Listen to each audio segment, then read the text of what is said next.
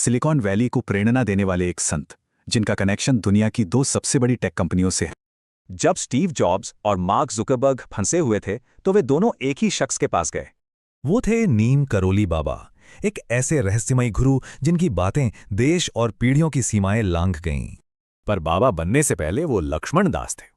शादी जल्दी हो गई पर मन अध्यात्म में लगता था तो उन्होंने घर छोड़ दिया। तो फिर लक्ष्मण दास नीम करौली बाबा कैसे बने? इसकी कहानी ना एक बहुत ही मशहूर किस्से से जुड़ी है।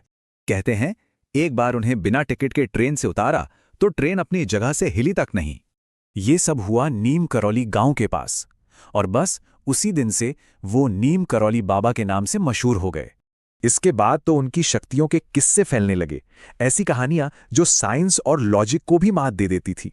एक किस्सा है कि पूरी रात बाबा दर्द से कराहते रहे और मीलों दूर बर्मा में एक सैनिक पर चली गोलियां उसे छू भी नहीं पाईं। माना जाता है कि उनके पास सिद्धियां थीं, मतलब सुपरनैचुरल पावर्स, ठीक वैसे ही जैसे उनके ईष्ट देव हनुमान जी के पास थीं। एक और कहानी है कि वो एक ही समय पर दो जगह हो सकते थे। एक नाई हैरान था कि बाबा ने उसके बेटे को पैसे दिए, क्योंकि बाबा तो दुकान से सिर्फ 2 मिनट के लिए गायब हुए थे, वो भी चेहरे पे शेविंग फोम के साथ।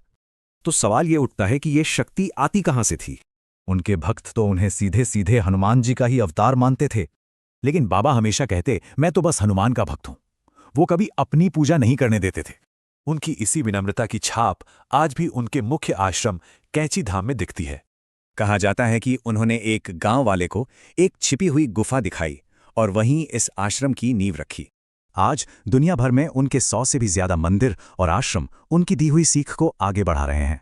और इसी आश्रम ने 1974 में स्टीव जॉब्स को और कई सालों बाद मार्क जुकरबर्ग को भी अपनी ओर खींचा। सितंबर 1973 में अचानक बीमार पड़ने के बाद नीम करौली बाबा ने अपना शरीर त्याग दिया। वो तो चले गए, पर उनकी मौजूदगी और उनकी कहानियां आज भी शांति और मकसद की तलाश करने वालों को राह दिखाती हैं।